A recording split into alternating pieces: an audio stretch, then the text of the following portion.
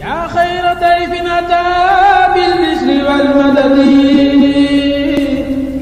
ahlan wa sahlan wa tarhiban bilaa adadi yaa xayra dayfin ataa bil bishri wal madadi ahlan wa sahlan wa tarhiban bilaa adadi لازمك دائما كريما زاهرا ابدا مكرما بخير التاع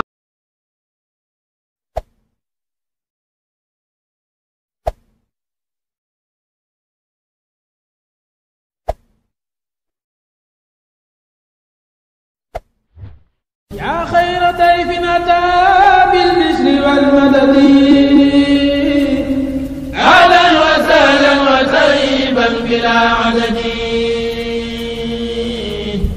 يا خير ضيف أتى بالبشر والمدد أهلا وسهلا وترحيبا بلا عدد. asalaamaaleykum wa rahmatullahi wa barakaatuhu.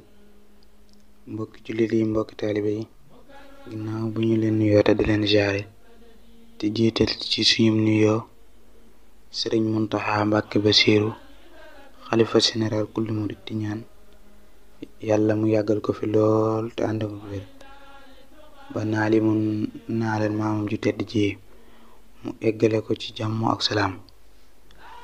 di leen masawaat te di leen ñaanal jàmm ci mbas mu bon mi, di ñaan borom bi subhaanahu wa taala mu génne ko fii ci nu mu gën a gaawee ba ku ci nekk mën na delluwaat ca la nga nekkoon ci yitte ya nga ne woon. ñu ngi koy ñaanal yëpp, di ko ñaanalit àdduna bi yëpp mu jafa. bu leen fàtte di wéy di abonné wu ci seen YouTube yi nga xamante ne nii moo tudd Fallou Touba Média di FTM. yaa xayra dayfin ataa bil bishri wal madadi. kon ñu ñëw ak yéen ci seen naafila guddik ñaar fukkeel ga ak benn. bismillah. naafila gi mu ngi doon ñeenti rakka bu ci nekk dangay jàng fatiha benn yoon ak xul huwallahu ahad ñaar fukki yoon. ñu baamtu ko, mi ngi doon ñeenti rakka bu ci nekk dangay jàng fatiha benn yoon ak xul huwallahu ahad ñaar fukki yoon. Sëriñ Suhaybu Mbàkke nee na guddi ñaar fukkeel ga ak benn ku ko naafila mel na ni ku moomoon àdduna gépp ak li ci biiram dundalee ko ci yoonu yàlla. mel na ni it ku jàng tawret ak injil ak sabor ak furxaan te buy génn àdduna dana mel ni bis ba mu juddoo ci ñàkki bàkkaar.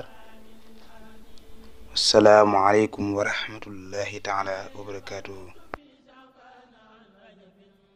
yaa xayra dayfin ataa bil bishri wal madadi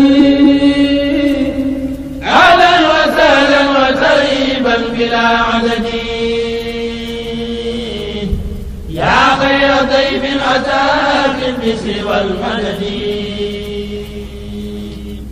ahlan wa sahlan wa tarhiban bilaa adadi.